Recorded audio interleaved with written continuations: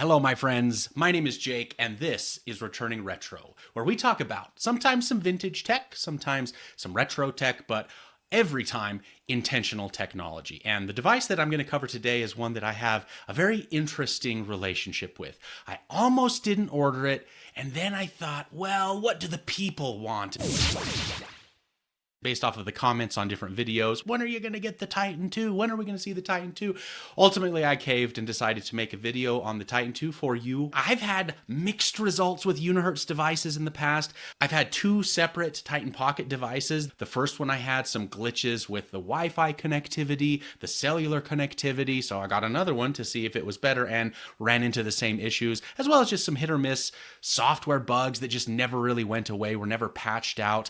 I had a couple of different Jelly Stars, the tiny little devices that they have, and actually had better experiences with those than with the Titan Pockets that I had. Never had an original Titan, never had a Titan Slim, so I can't really compare to that. But comparing the Titan 2 to some of the other full keyboard devices that I have has been very surprising. But overall, I am mostly pleasantly surprised with the Titan 2, and I'm going to explain to you why. So without further delay, let's jump over. Okay, my friends, I am not exaggerating when I say I think that the Titan 2 has probably been the most requested device that I have heard from people for. So I am excited to have it in. I will admit it was a bit of a reluctant purchase for me, but I had an opportunity to pick one up here locally from actually a friend of the channel here. I'll go ahead and put his info up on the screen. He actually has a channel of his own.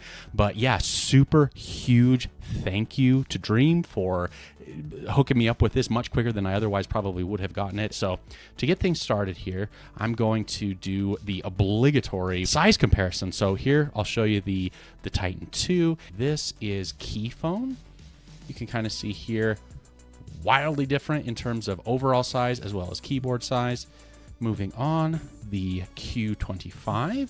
You can also see, I mean, if you're familiar with the BlackBerry Classic, you're going to be more or less familiar with the Q25 in terms of size, footprint, all of that. But you can see the Titan 2 dwarfs the Classic or the Q25.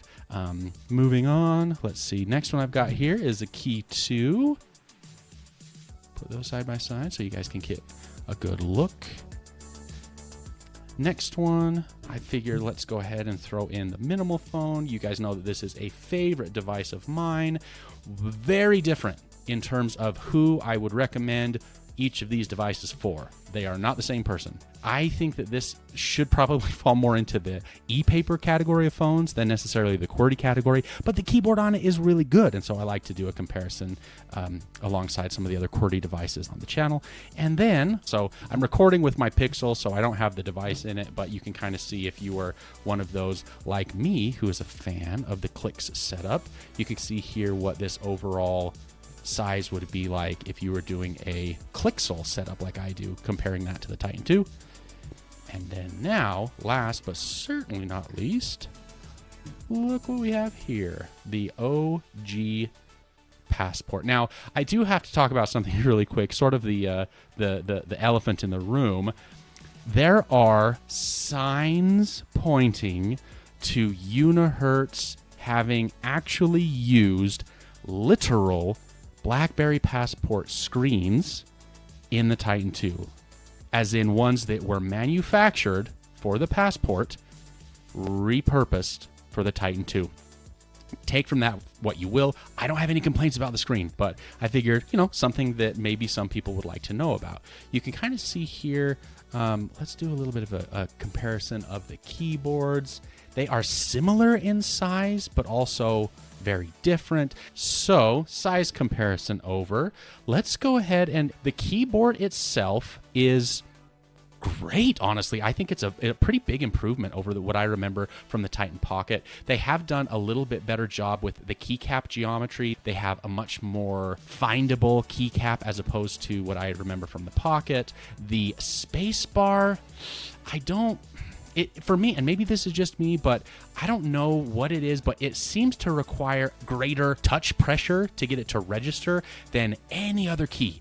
I don't know why that is. Maybe it's just my unit. Maybe I'm crazy. But comparing this to some of my other QWERTY devices, including BlackBerries. For some reason, the spacebar on the Titan 2, I just have to press it a little bit harder than any of the other keys, and as a result, my words per minute kind of suffer a little bit, and it makes it a little bit less than desirable experience. The function buttons up here are fine. They're large. They're pretty easy to find once you get used to where they are, but it just messes up my flow typing when I have to go up there when I'm just so used to them being down on the bottom row. So the device does come with a case in the box and a screen protector. There you go. Looking there at the camera cutout, you can kind of see there that it does have a screen protector on it. And then on the secondary screen, similarly, there is a screen protector. And I always appreciate it when they include a screen protector and a case in the box. Going around, you've got your power button fingerprint scanner. You've got your volume rocker on this side. And then you've got 2 programmable keys on that side. Down on the bottom, you've got microphone, single loudspeaker, which is okay. There's no stereo setup. It gets pretty loud, but not as loud as I would have hoped. I would say average. You've got your USB-C port. Then up at the top, unfortunately, there's no headphone jack. There is, however, an IR blaster, which you can kind of see that's what that is on the top. Something that you don't see very commonly on phones anymore. They used to be a lot more common.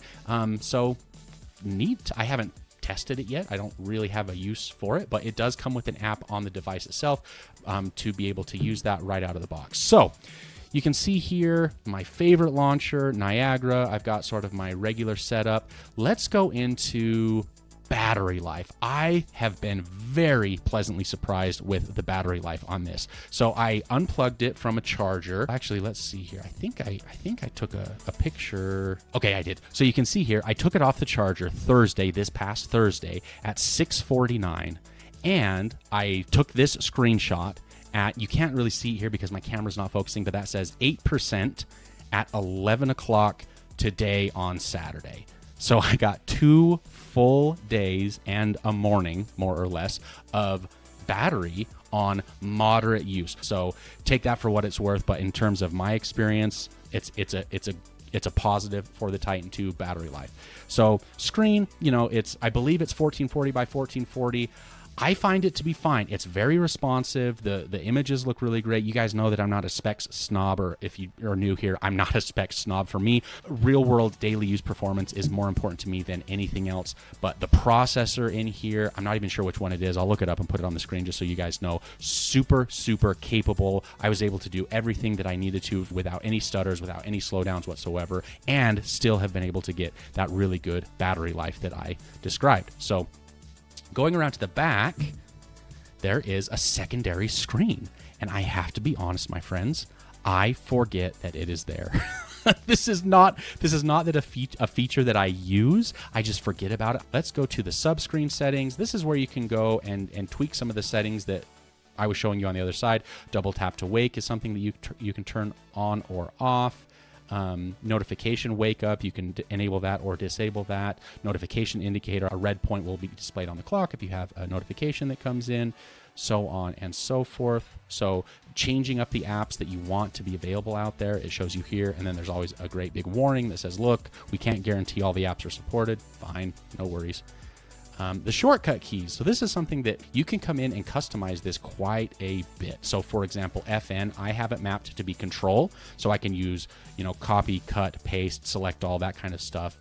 The symbol key, you can change it. Originally, I had it as pressing the symbol would take you home, but then I remapped it back to symbol because I found a pretty cool setting here. The space key. This little setting right here I thought was really cool, except for the input interface, which means if you have your cursor actively in a text input box, you can click back to the desktop. So what that means when that is turned on, right here, I'm not inputting text. So if I press the space bar, yes, goes home. So pretty cool. I did want to get to intelligent assistance, where you can see here all kinds of different settings that you normally wouldn't have in Android. Just wanted to give you guys a brief overview there. One thing maybe of note is the navigation mode. You can go in still and turn on the 3-button nav if you would like. I played around with that. It works well. Now, 2 of probably the most popular functions are right down here, the keyboard gestures. Okay, so you have these 2 right here. So the scroll assistant, this is something that you can use the capacitive functionality of the keyboard to scroll. And I can report that for the most part, it works really well. Let's go back just to the menus. So you can see here just in the menu, I can scroll both directions and it's pretty responsive. The other thing that's cool about it, if we go back to gestures, we go to keyboard, we go to scroll assistant, you can go in and customize it per app. So if there is one that, like me, so I have really fat fingers, they have bad circulation, so that they're very dry. Sometimes the capacitive scrolling, it just doesn't know what to make of my fingers, and it will shoot me back up to the top of a thing because it thought I scrolled or I swiped that way. So certain apps, I would go in and just disable it from those. One of those, namely, would be, you can see Niagara. I had originally disabled that one. For testing purposes, similarly, the cursor assistant is going to be, for those of you that are familiar with some BB10 devices, if you double tap when you are in a text input field, you can then use the capacitive ability of the keyboard to scroll. So let me show you what I mean. We've got that turned on. Let's go. Okay, so let me get you some text in here real quick. And you can see here, not doing anything, but quick double tap. And now I can scroll. This is another thing where my dry, fat fingers kind of get in the way. It's not, I can't get it as precise as I could, as an example, with the BlackBerry Passport. But again, I don't say that as a dig on Unihertz. It works quite well, just not quite as well as on the Passport. And to give you guys a little bit of an idea of what the camera quality is like, here is a gorgeous selfie of yours truly with 0% natural light. This is just in the office, actually at night, but give you an idea. And then here is a picture with the rear-facing camera in the same lighting conditions. So for my purposes, the cameras are fine. I have no complaints about them whatsoever. So to sum it up, how do I feel about the Unihertz Titan 2? Well, a couple of things. One, for me personally, the inclusion of the subscreen, the secondary screen, and an IR blaster, but the exclusion of expandable memory and a headphone jack is inexplicable to me. I don't understand that. Maybe I will someday. Additionally, Unihertz still deciding to put the function keys above the keyboard instead of on the bottom row or below it. It makes it so it's a really, really tough sell for me personally. However, I am very impressed with the Titan 2. I think that across the board improvements are here in comparison to the Titan Pocket. And I think that this is going to be a great device for a lot of people. Not a perfect device. It's not necessarily a one-size-fits-all QWERTY device that BlackBerry arguably used to be, but I think it's a great device. Credit to Unihertz for making several improvements. A couple of things that make it so it's not one for me, but overall, I think it's a great device. Thanks so much for making it to the end of the video. Stick around. I have another couple of devices sitting on my desk that arrived this week that I'm going to be doing some videos for. If you haven't already, feel free to stop by the Reddit page. I recently started a Discord chat server for anyone that wants to interact with me there. Thanks again, guys. We'll see you in the next one.